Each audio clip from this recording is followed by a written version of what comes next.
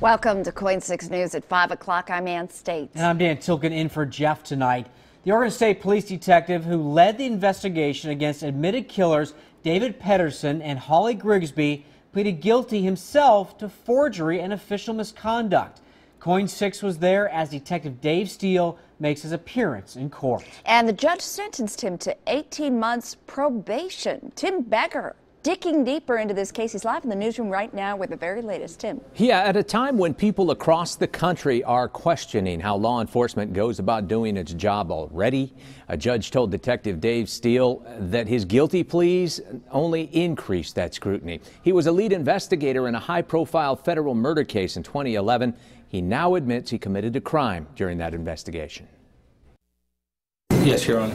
Detective Dave Steele faced justice today, 3 years after helping build the case around Holly Grigsby and Joey Pedersen, who were convicted of murdering 4 people, including Pedersen's father and stepmother.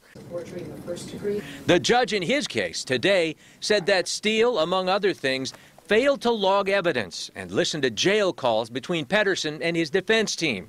Pedersen's attorney was at today's sentencing. I think the important message here is that he couldn't engage in such grand malfeasance alone. There were points of contact at each of those custodial facilities who provided him that privileged communication. It does have far-reaching consequences to the people in the state of Oregon. The judge told Steele that his behavior will have grave consequences, and it'll eat away at what trust the public has in law enforcement. I think she hit the nail right on the head when she said that police officers need to, and all of us in law enforcement, need to wear the white hats 24/7.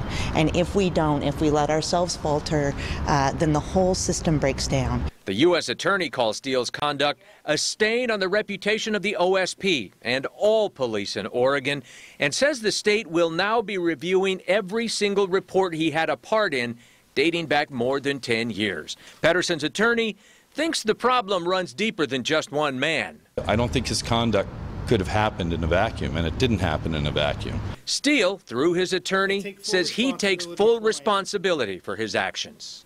I deeply regret that any of my conduct adversely affected the true focus of the federal case that involved the needless deaths of 4 innocent people. Now, along with his resignation from the Oregon State Police, Steele also gave up his license and his right to be a police officer anywhere in the state.